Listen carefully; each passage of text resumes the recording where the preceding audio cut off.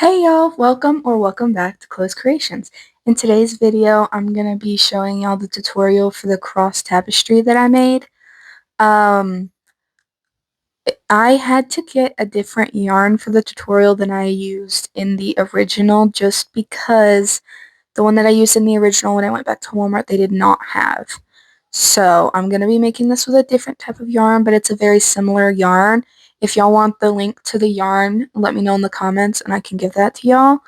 I'm going to go ahead and switch up the angle and we'll get to the tutorial.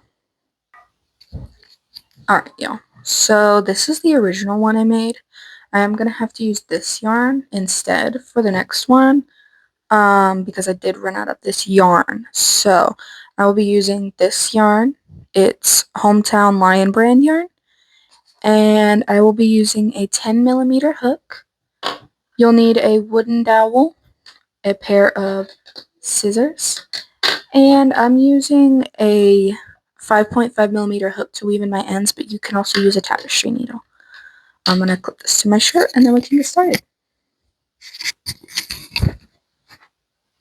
Alright, so I have never used this yarn before, but I'm sure it's just as amazing as every other yarn that I've gotten. I always go to Walmart just to get my yarn just because it's cheaper that way. I would say this pattern is probably intermediate. I can't say 100% that it's beginner friendly just because there are some stitches in there that are a little more advanced. I'm gonna show y'all the best I can how to do the stitches, but you might have to look up some tutorials, sorry. So we're gonna start with basic chains.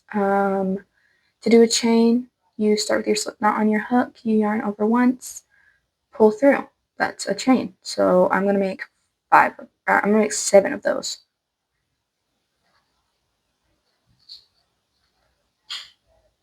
Alright, so that's 7. You're going to yarn over. This is mostly worked up in half double crochets. So we yarn over, go into the back, yarn over, pull up, yarn over, and pull through all 3. And that's your half double crochet. So we're going to go ahead and do the last 4 of them. This is mostly, this pattern is in multiples of 5. And then the rows are in multiples of 4 for a cross. This might end up being smaller than the other one I made, just simply because it is a different yarn, and different yarns end up making different sizes. You can use any type of yarn to make this, but it may end up smaller than the one I ended up making. Okay, so now that we've finished our first row, we're going to chain 2. We're going to flip it. We're going to go into these V's that we already have created. If y'all would like a more in-depth tutorial, let me know on how to do like the stitches and stuff. But you're just going to go back into your first stitch and you're going to go ahead and crochet all the way down. We're going to do 8 rows, including the rows we've already done, of these half double crochets. And then we can get into the next portion of our cross. So I'm going to go ahead and do these 8 rows. I'll time lapse it for y'all, and I will be back.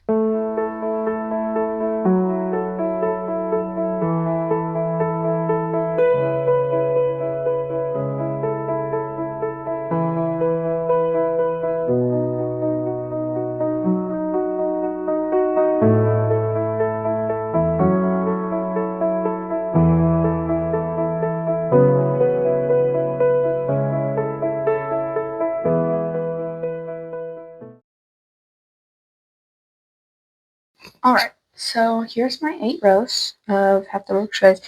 I would definitely say it's probably pretty close to the same size using this yarn.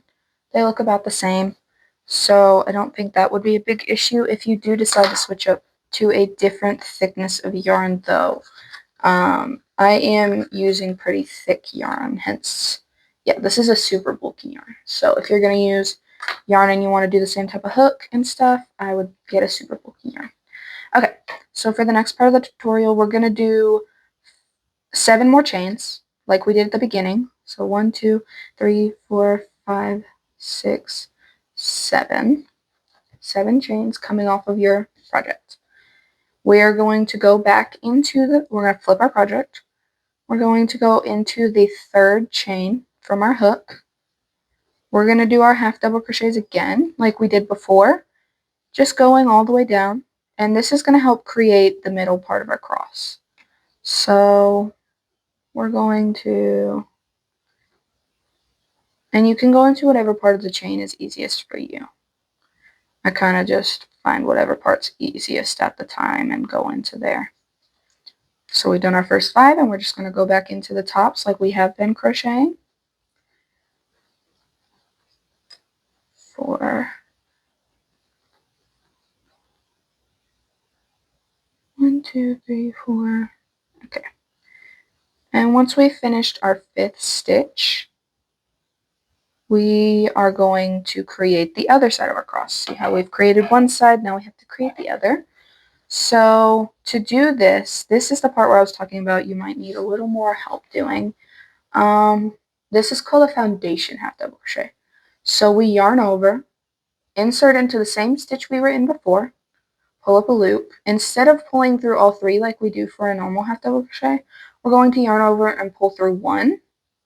Then we will yarn over and pull through all 3. And see how that created a little extra stitch on the side? We're going to yarn over, insert into that first chain we kind of made. Then we yarn over again. And we yarn over, we pull through 1. We yarn over and we pull through 3. We need to do this 3 more times in order to create 5 extra stitches on the side.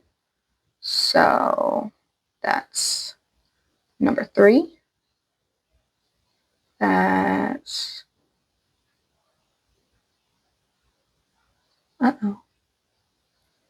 that's number 4. And number 5. Alright, so now we have both of our ends extended. That's all it really takes to extend it on both sides. A lot of people will do one side and then do the other side. I prefer to do it this way, it just makes it more even. So now we have to do 3 more rows. We're going to have 4 rows of this length. And I'm going to time-lapse it for y'all, and I'll be back.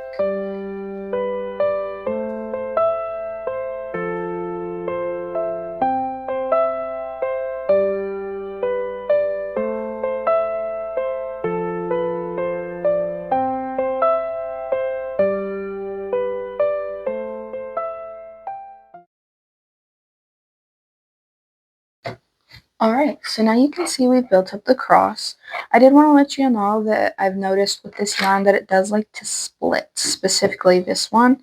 The other one didn't split as much. This one likes to split a lot, so if you can't handle that, I would definitely recommend getting a different yarn. But once again, I can let y'all know the original yarn I used as well, if y'all would like that instead. Okay, so now we're going to just chain 1, and we're going to cut enough just to weave in our end, because we're going to need that later to weave it in. We are going to go ahead and create the top of the cross. We are going to go 5 stitches in, so you can see your stitches here. I'm going to count 1, 2, 3, 4, 5. On the 6th stitch is where I'm going to insert my hook. Going to pull up a loop, and I'm going to chain 2.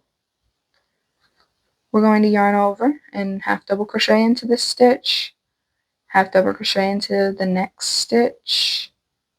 We're going to do this for a total of 5 stitches. And 5. Alright. So we've done it for 5 stitches. See how it lines up down here? That's what we want, is we want it to line up. So we're going to chain 2 again, flip it over, and we're going to go ahead and do 3 more rows so that it lines up with the same amount. So I'm going to do those 4 rows, and I'll be right back. Alright, I'm back. We have finished this. So the next portion we need to do is we need to attach it to the wooden dowel. We're going to just chain 1 instead. We're going to be using single crochets for this. So for single crochets, I'm going to put my wooden dowel down. I'm going to go into my stitch. We're just going around the wooden dowel.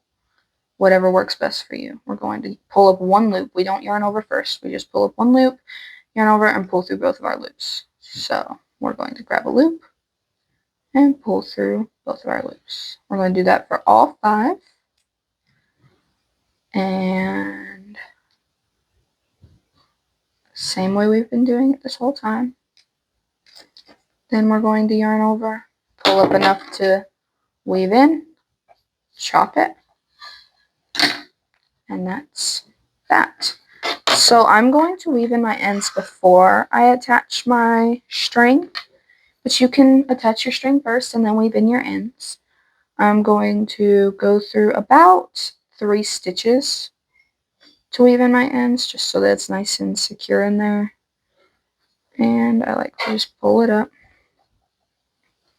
Going to go back through the other side to weave in my end again, just to make sure that it's nice and secure in there.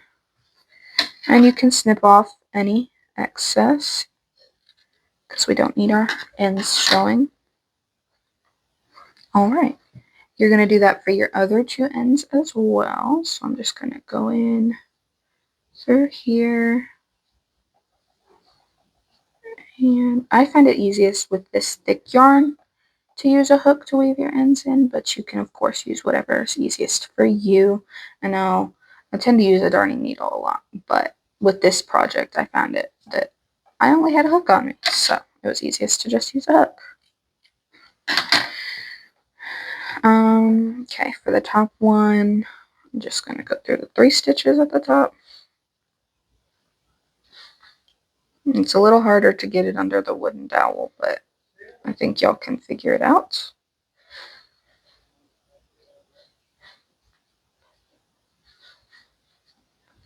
We're going to yarn over, pull through all 3 stitches.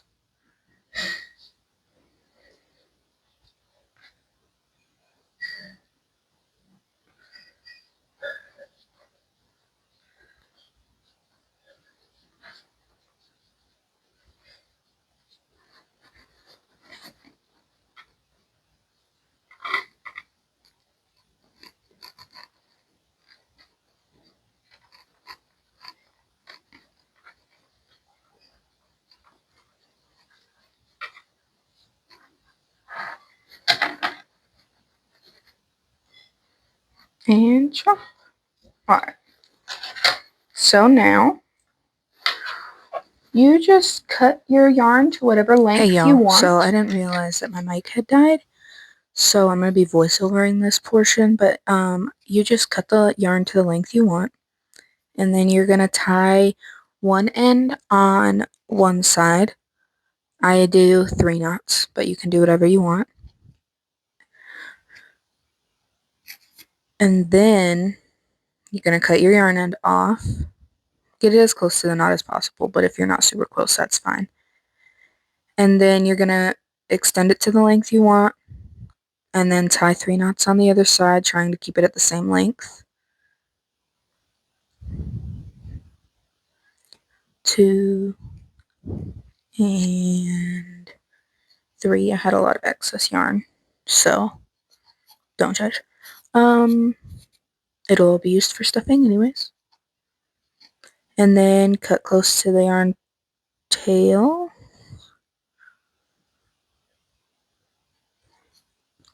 And there you go. Adjust it. And there you go. That's our finished tapestry. Thank y'all so much for. Hey y'all, so I never filmed an outro for that video, but I did want to say thank y'all so much for all your support. I loved creating this tapestry with y'all, and I would love to see y'all's finished products in the comments below.